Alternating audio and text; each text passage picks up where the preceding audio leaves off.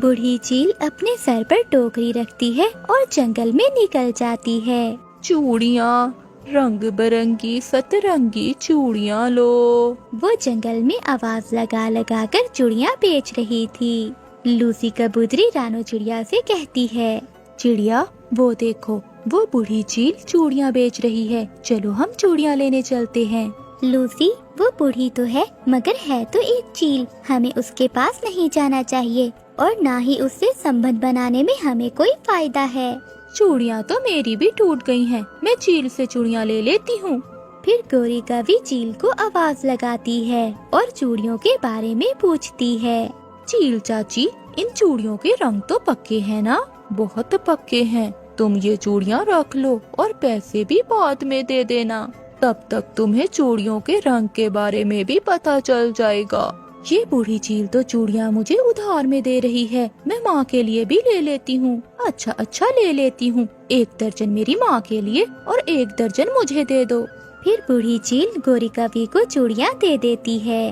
मैं 4-5 दिनों में पैसे दे दूंगी तुम्हें। किसी ने मांगे हैं तुमसे पैसे? जब हुए आसानी से दे देना, आखिर चाची हूँ मैं तुम्हारी।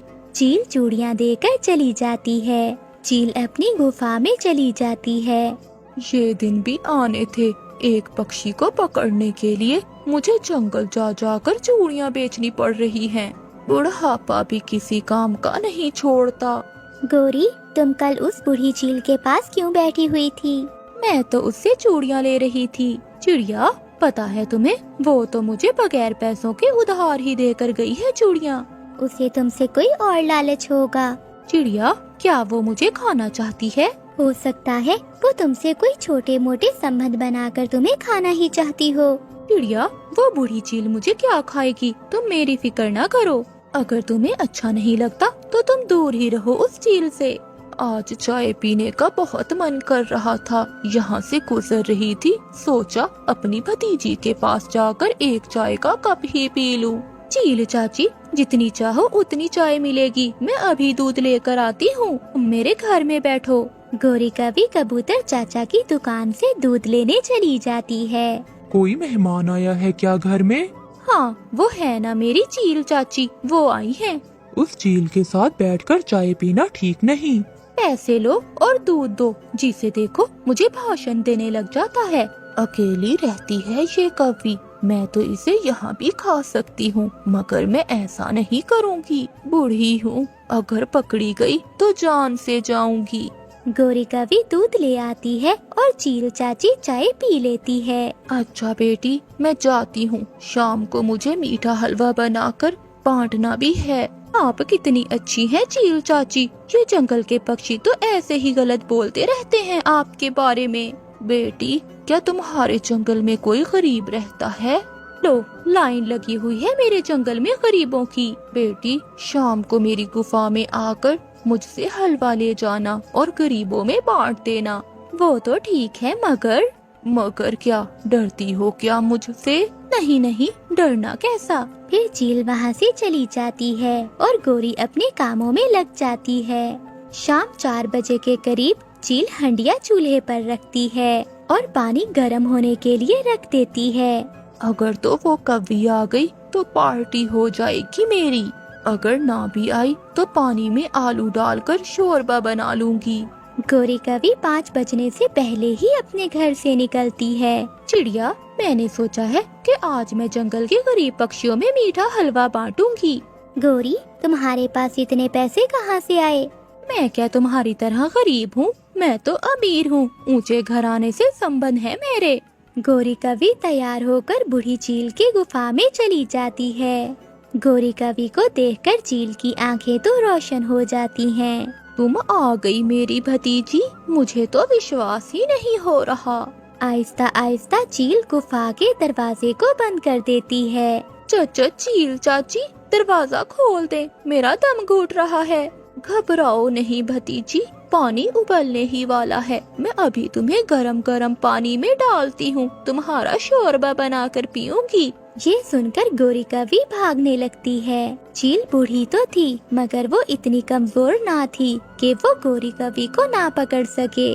चील गोरी कौवे को पकड़कर गरम गरम पानी में डालकर उसका शोरबा बनाकर पी जाती है। जंगल में बहुत तेज बारिश हो रही थी। घर में बैठी रानू चिड़िया और मीनू मौसी आपस में बातें कर रही थी।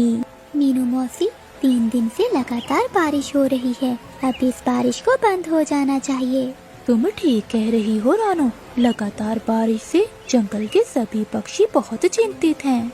मीनू मौसी, आप गुड़िया के पास बैठे, मैं दाना लेकर आती हूँ। ये कहते हुए रानू चिड़िया बारिश में उड़ती है और थोड़ी दूर जाकर एक पेड़ की डाल पर बैठ जाती है। तभी रानू चिड़िया की नजर एक कबूतर के बच्चे पर पड़ी जो बारिश में भीग रहा था। अरे, ये कबूतर का बच्चा तो ठंड में कांप रहा है, लगता है ये अपने घर का रास्ता भूल गया है। रानू चिड़िया ने इतना कहा ही था कि रानू की नजर सामने एक पेड़ पर जाती है जहाँ एक कौवा बैठा था। ये कौवा तो हमारे जंगल का नहीं लगता, ये तो किसी और जंगल का मालूम होता है। फिर रानू चिड़िया उड़ते हुए कौवे के पास पहुँची। कौन हो तुम? मैं अपने जंगल के सभी पक्षियों को जानती हूँ, तुम तो हमारे जंगल के नहीं लगते। तुम ठीक कह रही हो, मैं इस जंगल का नहीं हूँ। मैं तो इस जंगल से गुजर रहा था कि तभी बारिश शुरू हो गई। बस बारिश से बचने के लिए मैं इस जंगल में रुक गया। जब बारिश रुक जाएगी तो मैं यहाँ से चला जाऊँगा। ठीक है कौवे। इतना कहते हुए रानू चिड़िया कबूतर के बच्चे के पास जाती है। अरे बेटा, तुम यहाँ क्या कर रहे हो और तुम्हारी मम्मा कहाँ है और तुम्हारा क्या नाम है? मेरा नाम गोलू है, मैं बारिश में खेल रहा था, खेलते खेलते यहाँ आ गया, अब मैं रास्ता भटक गया हूँ। गोलू बेटा, तुम चिंता न करो, मैं तुम्हें तुम्हारे घर ले जाऊंगी। आंटी, मेरी मम्मा मुझे मना कर रही थी मगर मैंने अपनी मम्मा की बात नहीं मानी। बेटा, तुम्हें अपनी मम्मा की बात माननी चाहिए थी, चलो मेरे साथ। रानू चिड़िया गोलू को साथ लेकर जाती है कि तभी गोलू की मम्मा गोलू को ढूंढते ढूंढते वहाँ पहुँच जाती है। गोलू अपनी मम्मा को देखकर फौरन से लिपट जाता है। गोलू बेटा, तुम कहाँ गए थे? तुम्हें पता भी है मुझे कितनी चिंता हो रही थी। मम्मा, मैं आपकी हमेशा बात मानूंगा। बेटा, अब आप अपनी मम्मा के साथ चले जाओ और जब तक बारिश नहीं रुकती बाहर खेलने नहीं जाना। गोलू अपनी मम्मा के साथ चला जाता है और रानू चिड़िया वापस अपने घर में आती है। रानू चिड़िया मीनू मौसी को सारी घटना बताती है। रानू की बात सुनकर मीनू मौसी सोच में पड़ गई। क्या हुआ मीनू मौसी, आप इतनी गहरी सोच में क्यों डूब गयी? वो काला कौवा कहीं उस मासूम बच्चे को नुकसान पहुंचाने का तो नहीं सोच रहा था ना? नहीं नहीं मौसी, वो तो कौवा खुद डरा सहमा पेड़ के नीचे खड़ा था। बारिश बंद होने के बाद वो चला जाएगा। अगले दिन बारिश रुक गई। रानू चिड़िया बैठी धूप का आनंद ले रही थी।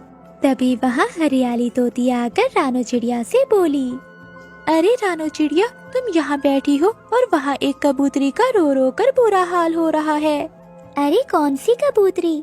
पता नहीं रानो, उस कबूतरी का कहना है कि उसका बेटा कल रात से लापता है।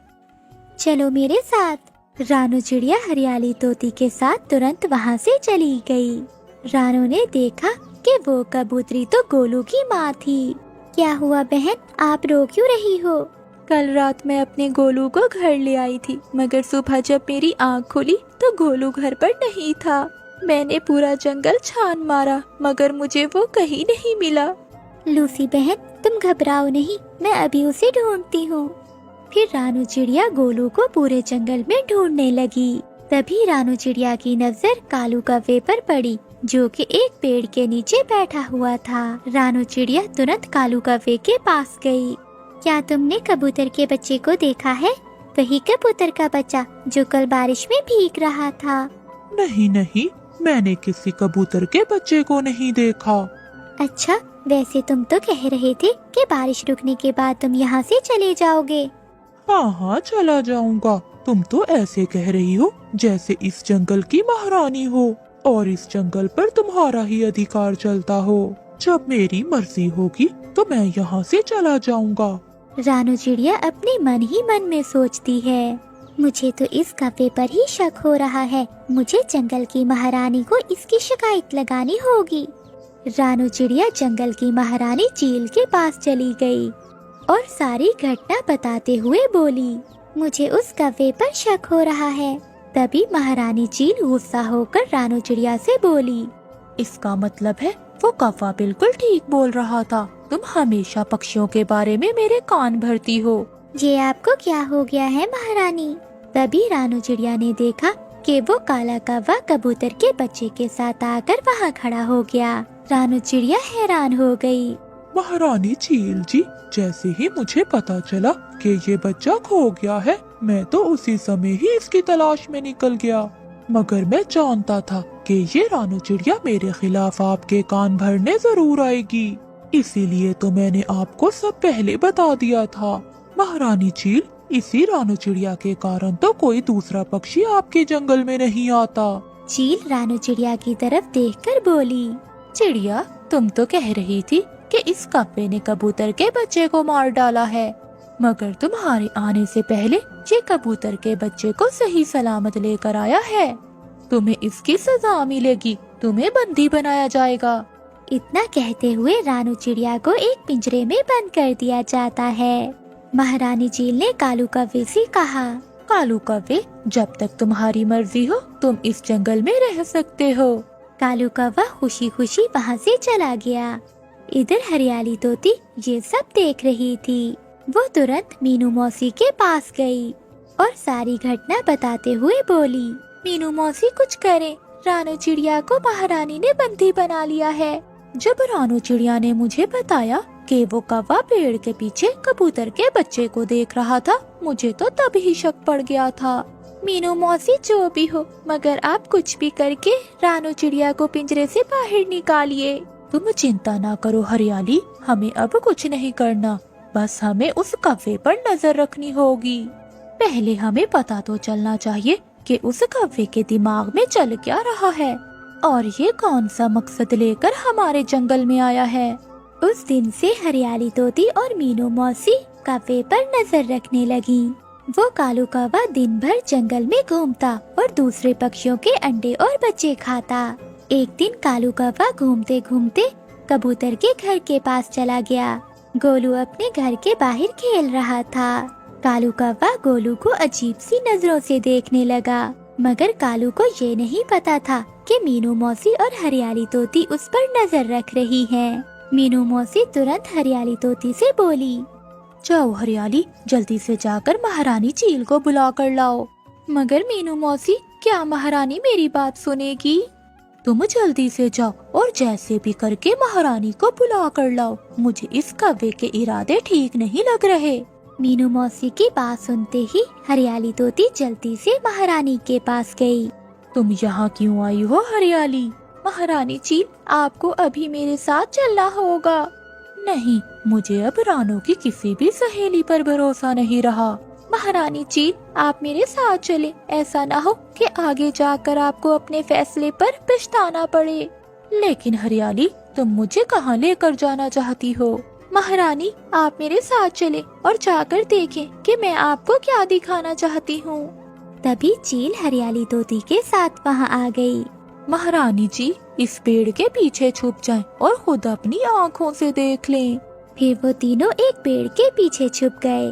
कालू कौवा गोलू से बोला, कबूतर के बच्चे, आज तो तेरा मांस खाने को दिल कर रहा है मेरा। ये आप क्या कह रहे हो अंकल? पिछली बार जब मैं खो गया था तो आप ही मुझे महारानी के पास लेकर गए थे और फिर मुझे मेरी माँ के पास भी छोड़कर आए थे। मूर्ख कबूतर के बच्चे, वो तो मेरी एक चाल थी। मैं तो जानता था इस जंगल में रानू चिड़िया बहुत तेज दिमाग की है। मैंने तो उसे फंसाने की योजना बनाई थी। अंकल, मैं कुछ समझा नहीं। जब तू सो रहा था तो मैं तुझे अपने मुंह में उठाकर जंगल के दूसरे हिस्से में छोड़ आया था और फिर खुद ही तुझे जगाकर महारानी के पास ले गया था और जंगल की मूर्ख महारानी ने रानू चिड़िया को ही दोषी मान लिया। अब मुझे कोई खतरा नहीं। अगर मैं तुझे खा भी जाऊंगा तो जंगल की महारानी मुझ पर कोई शक नहीं करेगी और फिर तुझे खाने के बाद जंगल के सभी पक्षियों के बच्चे और अंडे खा जाऊंगा। ये सब सुनते हुए महारानी चील वहाँ आ गई। महारानी चील को देखकर कालू कौवा बहुत डर गया। अच्छा कालू कौवे, ये थी तुम्हारी चाल। तुमने जंगल की सबसे तेज पक्षी रानू चिड़िया को मेरे हाथों से बंदी बनवाया। अब तो तेरी खैर नहीं, मैं तुझे जिंदा नहीं छोड़ूंगी। तभी महारानी चील ने उसी समय कालू कौवे को मार दिया और महारानी चील मीनू मौसी से बोली, मीनू मौसी, मुझे माफ कर दे, मुझसे गलती हो गई। कोई बात नहीं महारानी, वो कौवा बहुत चतुर था। फिर महारानी चील ने रानू चिड़िया को आजाद कर दिया। लेकिन इस बार सबकी हीरो मीनू मौसी बन गई। गोरी कौवी और कालू कौवा सुनहरी चील के पड़ोस में रहते थे। उनका जंगल सूख चुका था। एक तो वो कौवे बहुत आलसी थे, दूसरा वहाँ कई अरसे से बारिश न हुई थी। कालू जी, अब हमारे जंगल में सभी फल खत्म हो गए हैं। मुझे तो डर लगता है कि हमारी ये पड़ोसन चील हमें ही न खा जाए। वो चील बूढ़ी हो गई है, उसने मांस खाना छोड़ दिया है। तभी सुनहरी चील कौवा और कौवी के पास आती है। कौवे और कौवी, मैं पूरा जंगल घूम कर आई हूँ, मगर मुझे कहीं से कोई फल नहीं मिला। चील दीदी, हम भी कल से भूखे हैं। तुम दोनों दूसरे जंगल जाओ और किसी पक्षी को अपनी बातों में फंसाकर मेरे पास लेकर आओ। मैं अब बहुत ज्यादा कमजोर हो गई हूँ। जब तक मैं मांस नहीं खाऊंगी तो मेरे शरीर में ताकत नहीं आएगी।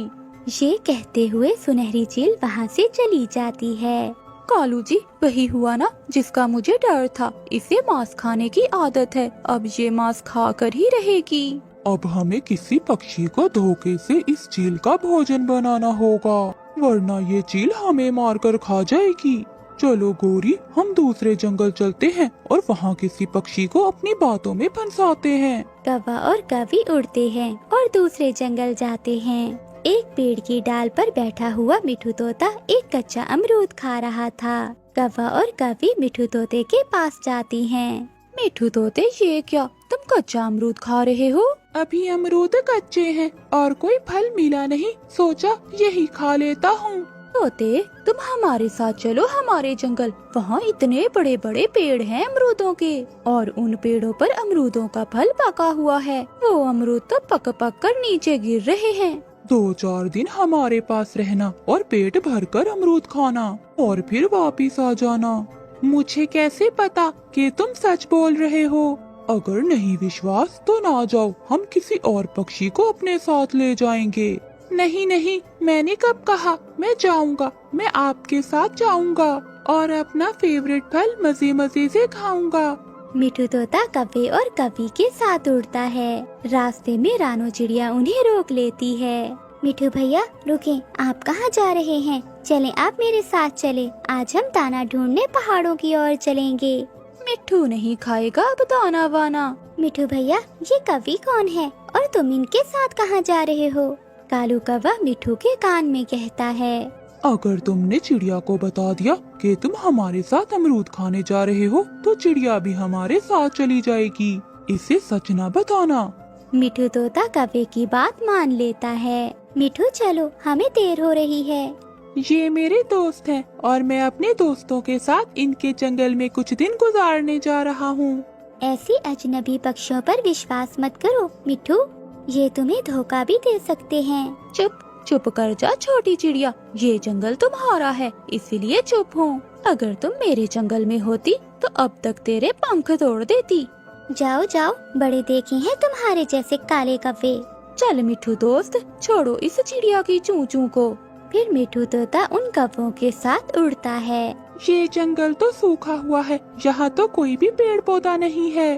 थोड़ा आगे आगे बहुत बड़ा झरना है, उसके पास में ही है अमरूदों का बाग। वो तीनों फिर से उड़ते हैं।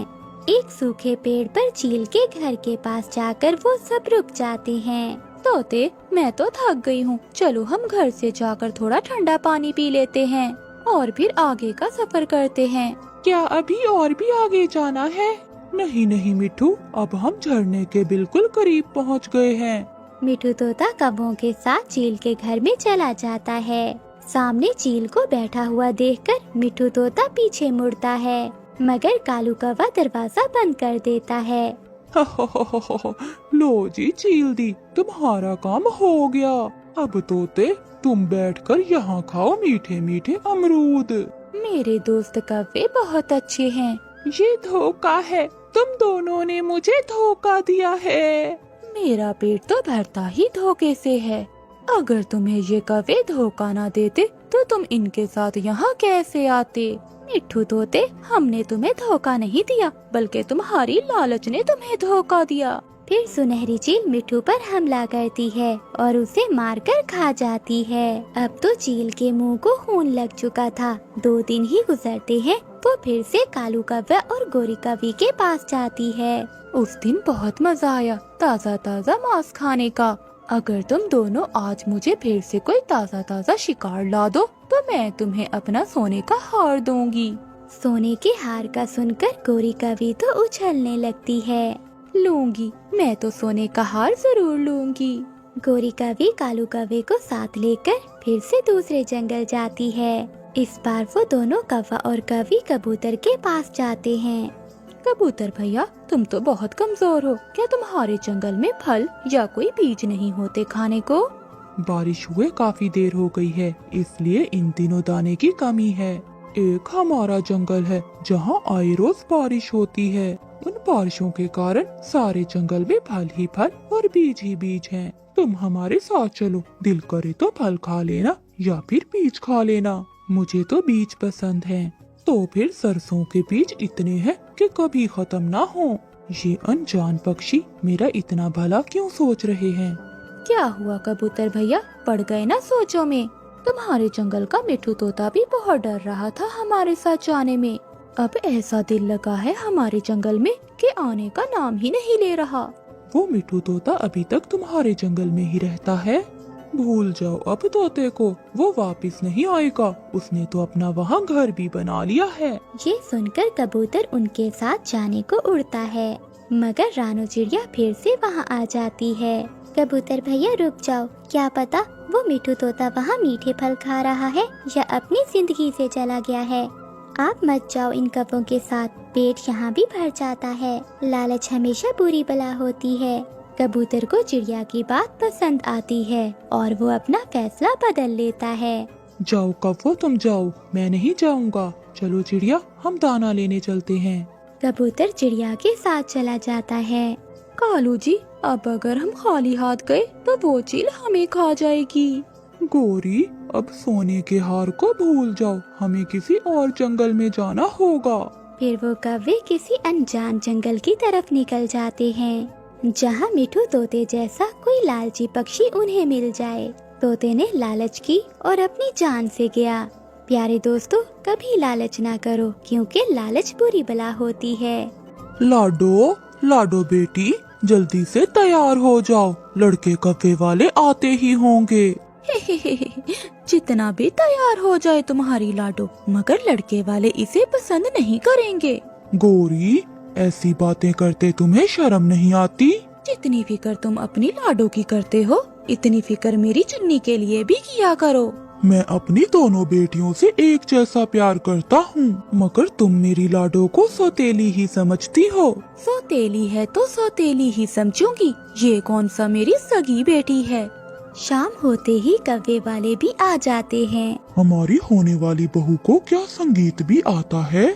और क्या दहेज में सोने के गहने भी दोगे आप? अगर दहेज में एक मोटरसाइकिल भी दे दे तो मेरा बेटा काम पर साइकिल की बजाय मोटरसाइकिल पर जाएगा। मेरे पिताजी इतने अमीर नहीं हैं कि आपको ये सब दे सकें। लाडो चुप कर जाओ बेटी, मैं थोड़ा बहुत कर लूँगा।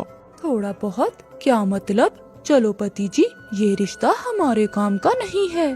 फिर वो दोनों वहाँ से चले जाते हैं। चुन्नी, देखो फिर वही हुआ। मैं ना कहती थी कि वो कभी भी तुम्हें पसंद नहीं करेंगे।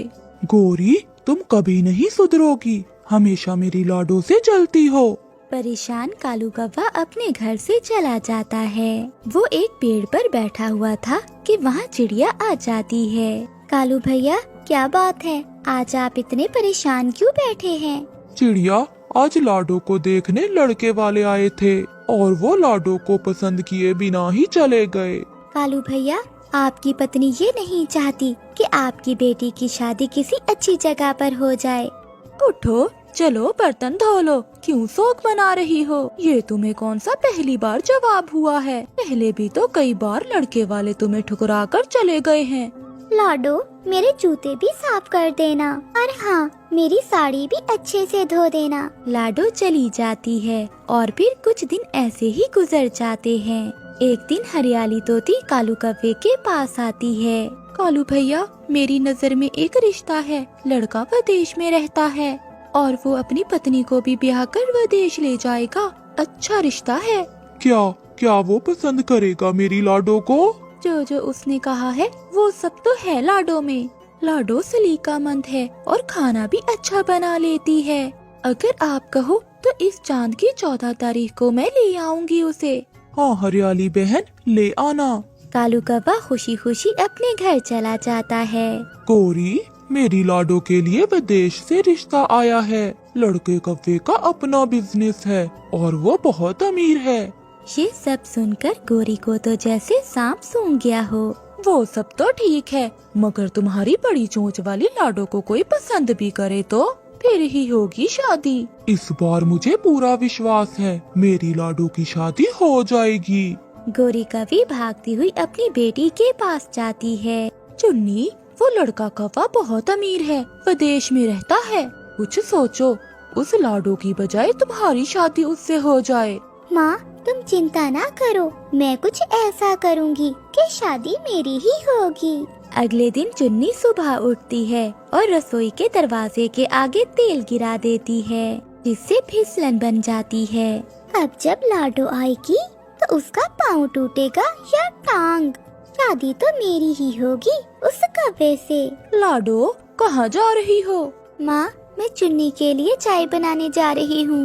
रुको, फ्रिज से दूध मैं निकाल कर देती हूँ। जब भी फ्रिज खोलती हो कुछ न कुछ खा जाती हो। गोरी कव्वी जैसे ही रसोई में जाती है तो वो फिसल जाती है और जोर से जमीन पर गिरती है। मर गई, मनहूस, जल्दी से मुझे उठा, मेरी टांग टूट गई है। लाडो गोरी को उठाती है।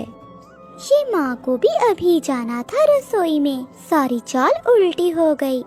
कालू कव्वा चिड़िया के पास जाता है। चिड़िया बहन, बहुत अच्छा रिश्ता देखा है हरियाली तोती ने मेरी लाडो के लिए। वो चांद की 14 तारीख को आएगा। चिड़िया बहन, कोई अच्छी सी क्रीम तो दो, जिसे लगाकर मेरी लाडो का कुछ रंग साफ हो जाए। कालू भैया, आप जाएं, मेरे पास क्रीम है, मैं लाडो को वो नदी पर दे दूंगी। शाम को जब लाडो नदी पर जाती है तो चिड़िया भी वहाँ पहुँच जाती है। लाडो बेटी, ये क्रीम आप रख लो, कुछ दिन लगाने से आपका चेहरा साफ हो जाएगा।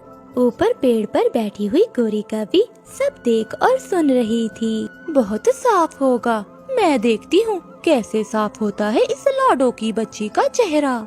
शुक्रिया आंटी, आप सब मेरा बहुत ख्याल रखते हैं। सच पूछे तो आपकी वजह से मुझे कभी मम्मा की कमी महसूस नहीं हुई। भागी भागी गोरी कव्वी भी अपनी माँ के पास जाती है। माँ, कुछ ऐसा करो जिससे उस लाडो का चेहरा खराब हो जाए, उसे देखने लड़के वाले आ रहे हैं। गोरी बेटी, ऐसा क्यों? होने दो उसकी शादी, तुम्हारी तो जान छूट जाएगी। माँ, मैं चाहती हूँ उस लड़के की शादी मेरी चुन्नी से हो जाए। वो लड़का विदेश में रहता है। तो बेटी, ये केमिकल ले जाओ, इसे मिला देना लाडो की क्रीम में, फिर देखना कमाल। गोरी कव्वी जल्दी से घर जाती है। लाडो, मेरी बेटी, अब तुम यहाँ से चली जाओगी, विदेश जाकर हमें भूल ना जाना। माँ, बेटियाँ भी कभी अपनी माँ को भूलती हैं। मुझे पता है मैं आपकी सगी बेटी नहीं हूँ, मगर मैं आपसे बहुत प्यार करती हूँ। जब से माँ को मालूम हुआ है कि लाडो छोड़कर विदेश चली जाएगी, माँ तो मुझसे प्यार करना छोड़ गई है। जाओ लाडो बेटी, मेरे लिए एक गिलास पानी तो लाओ। फिर जैसे ही लाडो पानी लेने जाती है तो गोरी कव्वी लाडो की क्रीम में वो केमिकल मिला देती है। लाडो नदी पर थी और घर में चुन्नी अकेली थी। बड़ी क्रीमें लगा रही है आजकल ये लाडो, मैं ये क्रीम लगा लेती हूँ। कैसे भी हो उस कव्वे से शादी तो मेरी ही होगी। लाडो बेटी, मुझे अभी हरियाली मिली है। उसने मुझे बताया है कि लड़के कौवे वाले आ रहे हैं। माँ माँ, ये क्या हुआ मेरे साथ? माँ, मेरे चेहरे पर ये निशान कैसे बन गए? हाँ, मेरे चेहरे पर जलन हो रही है। फिर सब वहाँ आ जाते हैं। चुन्नी बेटी, क्या तुमने वो लाडो की क्रीम तो नहीं लगाई जिसमें मैंने केमिकल मिलाया था? हाँ माँ, मैंने वही क्रीम लगाई है। तुम माँ बेटी जलन में इतना बढ़ सकती हो, ये मैंने सोचा नहीं था।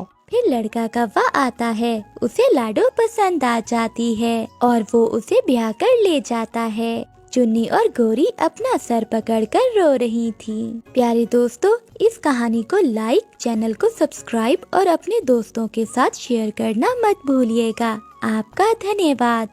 सोनो और मोनो दो बहनें थी। सोनो बहुत सुंदर थी। वो हर समय अपनी सुंदरता पे बहुत घमंड करती थी और हर समय वो अपनी बहन मोनो से लड़ाई करती थी। सोनो और मोनो, आप दोनों जाओ और नदी से पानी पियाओ। नहीं मम्मा, मैं मोनो के साथ नदी पर पानी पीने नहीं जाऊंगी। मैं सुंदर हूँ और मुझे मोनो के साथ कहीं बाहर जाना अच्छा नहीं लगता। सोनो बहन, मैं जैसी भी हूँ, मैं हूँ तो आपकी बहन। आप ये याद रखना, मुश्किल समय में मैं ही काम आऊंगी। मुझे जरूरत नहीं है तुम्हारी। ऐसा कहते हुए सोनो घर से निकल जाती है। वो रास्ते में जाकर एक छोटे कौवे के पास बैठ जाती है। सोनो सोनो, चलो खेलने चलते हैं। चल चल काले कौवे, मैं खेलूंगी, वो भी काले कौवे के साथ। ऐसा नहीं हो सकता। इसने मुझे काला कौवा कहा, इसे तो मजा चखाना होगा। सोनो सोनो, तुम कितनी सुंदर हो। मेरे घर टीना आई हुई है। वो किसी सुंदर पक्षी को देखना चाहती है। क्या तुम चाहोगी कि मेरी दोस्त टीना तुम्हें देख ले? हाँ हाँ, सब मुझे ही देखना चाहते हैं क्योंकि मैं हूँ ही इतनी सुंदर। लेकिन मैं दोस्ती नहीं करूँगी तुम्हारी दोस्त टीना से, ये बात याद रखना। दोस्ती ना करना, मगर अपना सुंदर सा चेहरा तो दिखा दो मेरी दोस्त को। अपनी तारीफें सुनकर सोनो जग्गू कौवे के साथ चली जाती है। दोस्त छोटे मिट्टू, मेरी बहन सोनो भी तो नदी पर आई थी, वो कहाँ है? सोनू, वो तो उस छोटे बुरे कौवे के साथ बैठी हुई थी। मैंने सोनू को उसके साथ जाते हुए देखा है। क्या मेरी बहन उस बदमाश कौवे के साथ गई है? वो मेरी बहन को नुकसान भी पहुंचा सकता है। मोनो वहाँ से भागती है। जग्गू, कहाँ है तुम्हारी दोस्त? मेरी दोस्त इस पेड़ के खोखर में बैठी है। बस तुम एक बार अंदर जाकर अपना चेहरा दिखाकर आ जाना, फिर मैं तुम्हें मीठा एप्पल भी दूंगा। इतनी दूर से आई है तुम्हारी दोस्त। अब मैं इतनी भी मगरूर नहीं हूँ कि अपना चेहरा ना दिखाऊं। ऐसा कहते हुए सोनो पेड़ की खोखर में चली जाती है। बाहर से जग्गू कौवा कांटेदार शाखाएं रखकर खोखर को बंद कर देता है। अब तेरी सुंदरता इसी पेड़ की खोखर में रहेगी। बड़ी आई मुझे काला कहने वाली। मुझे बाहर निकालो। जग्गू जग्गू कौवे, मुझे बाहर निकालो। प्लीज प्लीज मुझे माफ कर दो। हम कौवे तो ऐसे ही हैं। फिर जग्गू कौवा वहाँ से भाग जाता है। सोनो सोनो बहन, आप कहाँ हो? अपनी बहन को आवाजें देते हुए मोनो भी वहाँ आ जाती है। मोनो मोनो मेरी बहन, मैं यहाँ हूँ इस पेड़ की खोखर में, मेरी मदद करो। अपनी बहन की आवाज सुनकर मोनो जल्दी से वहाँ जाती है और कांटेदार शाखाएं वहाँ से हटाकर अपनी बहन को बाहर निकाल लेती है। सोनो रोने लग जाती है। मोनो मोनो, मुझे माफ कर दो। आज मुझे एहसास हो गया है कि बहन का रिश्ता ही ऐसा होता है जो मुश्किल में साथ देता है। अब घर चले, माँ इंतजार कर रही होगी। फिर सोनो और मोनो अपने घर चली जाती हैं। प्यारे दोस्तों, इस कहानी को लाइक, चैनल को सब्सक्राइब और अपने दोस्तों के साथ शेयर करना मत भूलिएगा। आपका धन्यवाद।